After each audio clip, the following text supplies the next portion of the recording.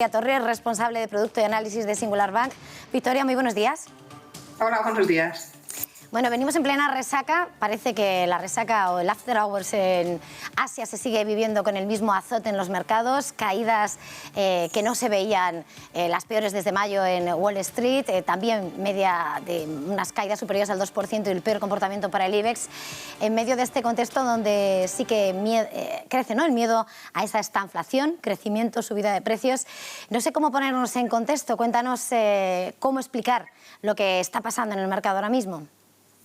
Pues efectivamente la confluencia de una serie de factores. En el caso de nuestro IBEX 35 nos ha durado poco la alegría de recuperar los 9.000 puntos porque ayer en línea con lo que estábamos viendo en el resto de los mercados pues volvió a haber un retroceso importante. ¿Qué es lo que está pasando en los mercados? Como decíamos, se han juntado varios factores. Por un lado, ese incremento de los tipos de interés soberano en un momento en el que las valoraciones de las compañías estaban muy altas con respecto a las medidas históricas, y en este contexto que empiecen a subir esos tipos de interés soberano son negativos, sobre todo en aquellos sectores que pueden ser más sensibles a un incremento de los tipos de interés, como por ejemplo el tecnológico, el de comunicaciones. Se une también esas presiones que se está viendo en la oferta, que a su vez estimulan el crecimiento de la inflación, en un momento también en el que estamos pendientes de los bancos centrales para saber si efectivamente se pueden anticipar la retirada de los estímulos, algo que el mercado no se lo ha tomado bien en otros momentos en los que se han empezado a dar estas señales. En un contexto de clara recuperación económica sería lo normal. En un momento en el que todavía hay muchísimas incertidumbres, al final pues los inversores están muy pendientes. Por supuesto también, como bien estabais comentando anteriormente, cómo pueden influir esas presiones inflacionistas en el día a día de los consumidores, cómo puede llegar a repercutir en el consumo, cómo puede llegar a ralentizar la recuperación económica. Y luego, por supuesto, no nos olvidamos de la crisis de Evergrande en China y las repercusiones que podría tener en el resto del mundo, ni tampoco en las negociaciones que se están llevando a cabo en Estados Unidos para intentar aprobar ese techo de deuda federal que podría tener repercusiones muy importantes, ya no solamente para el país, sino a nivel mundial.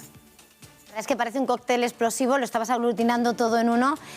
Parece que nos asomamos a un momento escalofriante, en medio además ya de por fin por fin digo porque todo el tiempo se decía la inflación es transitoria, y de repente Jerome Powell llega anoche y dice que parece ser que es más estructural, pero sin embargo la hoja de ruta está dibujada, en principio todavía a la espera de confirmación, pero vamos, ese tapering que tiene que llegar. No sé si de alguna manera la actual situación con esas presiones en los precios de la energía y todo el contexto que estabas enumerando puede cambiar ese rumbo, o hay que afrontarlo, además en medio de esas críticas, ¿no? Ya le decían frente a la renovación del mandato de Powell que a lo mejor no está siendo suficientemente adecuado el mandato. Pues al final cuando nos preguntamos ¿van a subir los tipos de interés? ¿Se va a normalizar la política monetaria? Evidentemente la respuesta es sí, en algún momento se tiene que producir. La pregunta es ¿cuándo?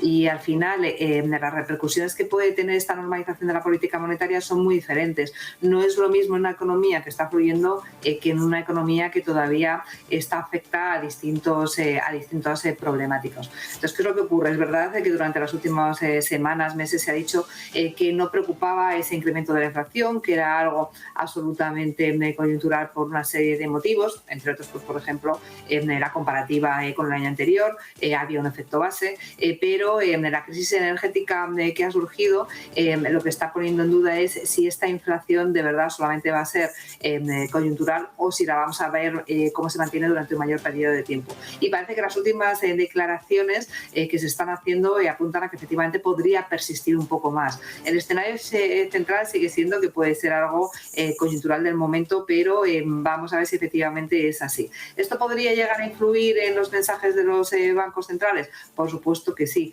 porque al final si vemos cómo esa inflación empieza a desmarcarse, no se puede controlar, los bancos centrales tendrán que ser algo más enérgicos a la hora de empezar a retirar esos estímulos, y esto es precisamente lo que al mercado le da un poco más de miedo, que no haya ese acompañamiento de la estabilidad de la economía y el inicio de la retirada de estímulos.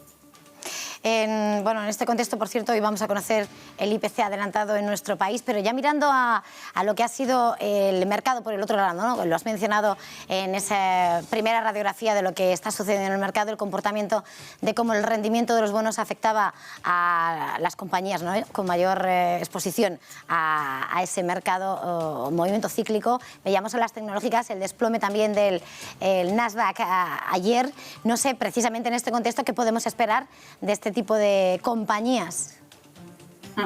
Pues efectivamente, lo que estamos viendo en relación a la rentabilidad de los bonos es esos repuntes de niveles que no se veían desde junio, y además se está viendo en todas las partes del mundo. Se está viendo en el caso de Estados Unidos, donde la rentabilidad ha llegado a superar el 1,5, se está viendo en Alemania con ese Bund que está en el menos 0,2, se está viendo en España también con ese repunte importante del bono, la rentabilidad está a 0,44, y como bien estabas diciendo, afecta en especial a determinadas compañías, afecta a aquellas compañías que pueden estar más endeudadas, afecta sobre todo a aquellas compañías que son de crecimiento, y teniendo en cuenta que luego usamos esas rentabilidades para hacer un descuento de flujo de caja, al final aquellas que son más sensibles a los tipos de interés son las que se están viendo más perjudicadas: empresas de telecomunicaciones, empresas tecnológicas. Y esto es lo que hemos podido ver hoy en el caso de Estados Unidos, donde los índices han caído, pero especialmente las tecnológicas han estado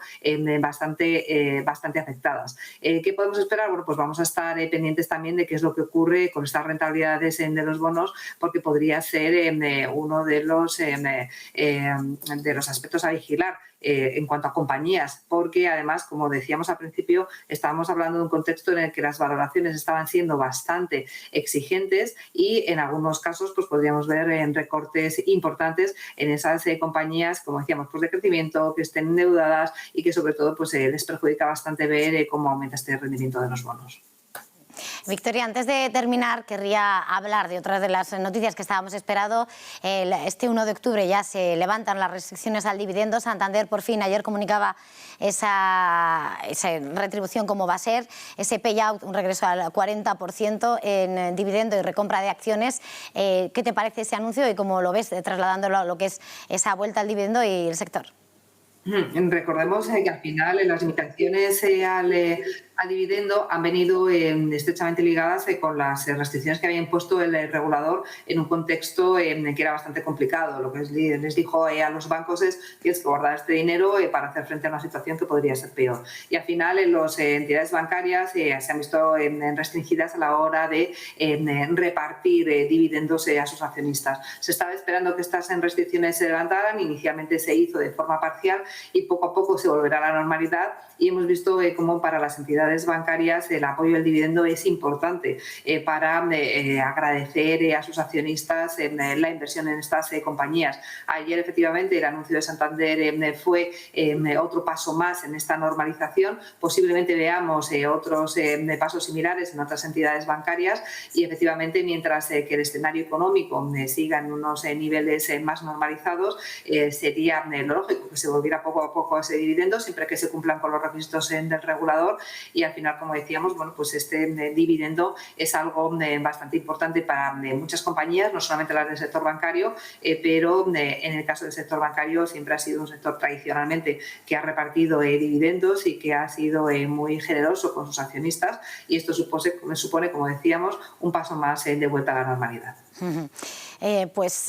Vamos a tener que dejarlo aquí. Muchísimas gracias esta mañana por amanecer con nosotros. Victoria Torres, responsable de Producto y Análisis de Singular Bank. Un placer, feliz jornada y feliz negocio. Feliz día a todos.